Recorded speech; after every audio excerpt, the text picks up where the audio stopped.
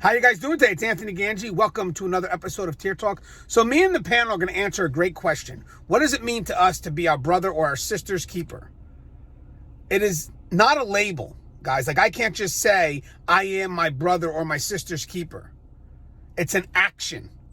It's something that you commit yourself to. It's a trust. It means that if you need me, I'll be there. And it's not just about the 8 to 12 to 16 hours at work. It's beyond that. I'm here if you need me. If you call, I'm there. Even if you don't call and you need someone, we're there. That's what it means. It means being there to help us, to protect us, even if that protection is from you. It's taking that responsibility that in the end, I got you. Trust me. Because if you don't trust me, then I can't be my brother or my sister's keeper. Commitment, trust, consistency. What's your thoughts, Will? Since 1991, since I watched drug-dealing kingpin Nino Brown toast his cash money brothers, I have believed in this mantra. He asks his buddies, he says, am I my brother's keeper?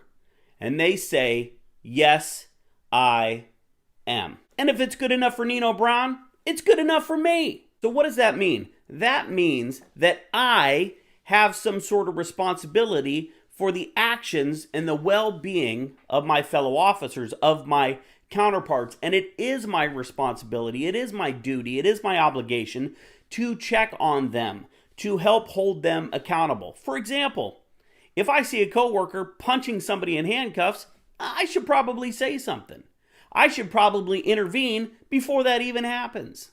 Also, on the other side, if I see a coworker struggling mentally, emotionally, with the side effects of the job, with the weight of wearing the badge, I need to be ready to help them. I need to be ready to intervene. And that's kind of my mission over here. It's also my responsibility to help them answer questions, to help them become, sorry, I had to itch my nose, a better officer. Instead of huffing when an officer asks you a question, instead of ignoring the new people, you need to be available. You need to help them because our survival depends on them being able to perform their duties. Simply put, am I my brother's keeper? Of course I am. And you should be too. Hey everybody, Andy Abney-Brotz with jailcommanders.com. I'm here to answer the question of what it means to be my brother or sister's keeper. To me, it means making sure I got their back. Duty to protect. That's what it's all about. Making sure they go home safe, making sure they have the tools to get the job done. And as jail admin, it's up to me to instill integrity, professionalism, and fairness and consistency. And as always, guys, be safe. Hey guys, welcome. Retired Major Soto and Rutgers professor. I was asked to come on today to talk a little bit about are we our brothers and sisters keepers? And I would answer that question by saying, if we are not, then who is?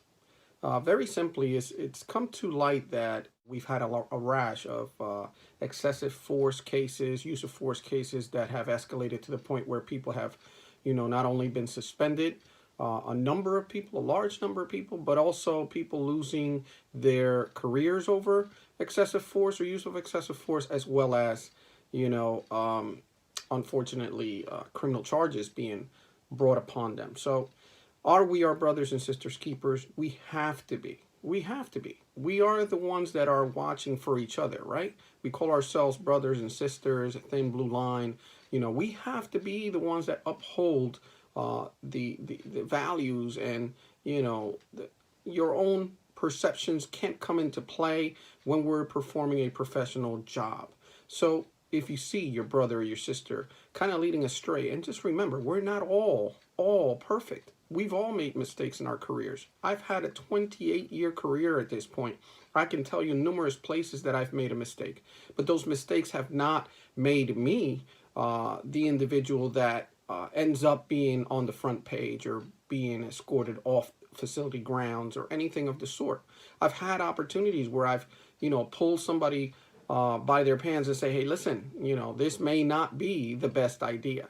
In doing so, you may save someone's career. Sometimes we think that we have an inadvertent thought that we are going to harm them by, stopping an act of excessive force. But in essence, not only are you cooperating or doing what's lawfully correct, you may be serving a bigger purpose by saving that person's career, that person's life, right? Because not because you stopped an act of excessive force are you really telling on the individual. You're helping them from being possibly prosecuted.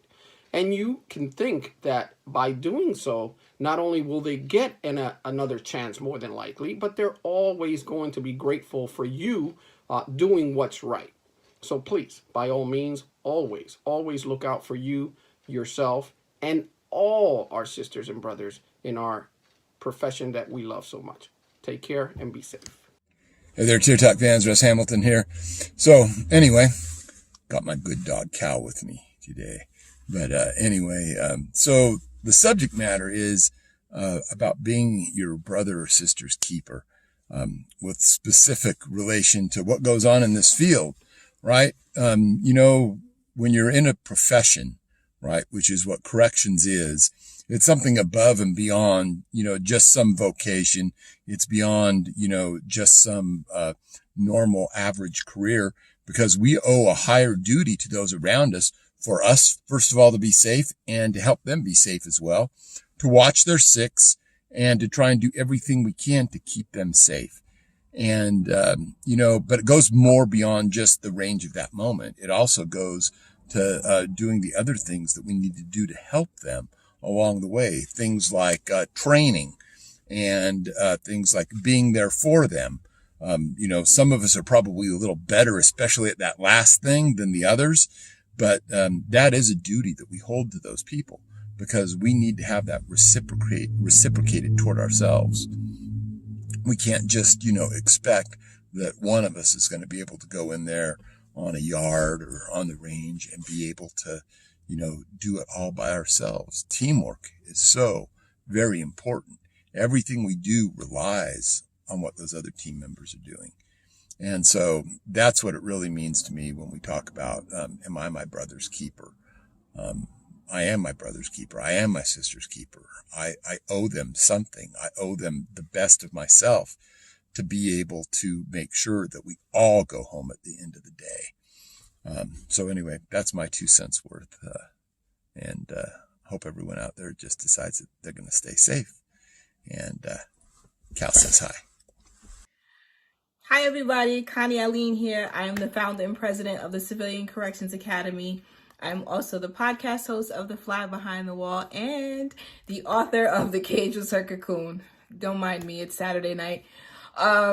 So Anthony's question to the panel was, sort of how are you your brother's keeper? What does that mean to you? For me, the Civilian Corrections Academy is all about being my brother's keeper, right? Like I feel that there's a way that we have to be able to be of service to each other. And it doesn't take anything from me to try to help lift my brother or sister, which, sometimes people they're in the space of competition or one-upping each other or whatever it is. It's just foolishness, because ultimately, if my brother or my sister isn't strong, then that individual creates a vulnerability in our system. And so us being each other's brothers and keeper really matter. The Civilian Corrections Academy was established because I felt responsible for those individuals who in the past, were walked out because they didn't have the knowledge. There are people who, work in the system, may do things maliciously, but there are many who don't. And so as Maya Angelou has said, you do the best you can until you know better. And then when you know better, you do better. So if I know better, I can do better, which is I can be of support to my brother and sister. I can assume positive intent until there's evidence to show otherwise. And so sometimes our brothers and sisters do things foolishly that they may not even know is an issue. But if I see something and I don't say something, then that makes me just as bad, right? So being my brother's sister, my brother and sister's keeper, to me just means I have a responsibility for their success. And if there's something that I know that I could share, which would be of help or support to my brother and my sister, then I feel like I have a responsibility to do just that. So that's what it means to me. That's my little small piece to add to the conversation. And I look forward to hearing what everyone else has to say, because I really do think that, you know, in our panel, we've essentially established, you know, a brother and sisterhood where we do support each other no matter what. So until next time, everyone, please stay safe.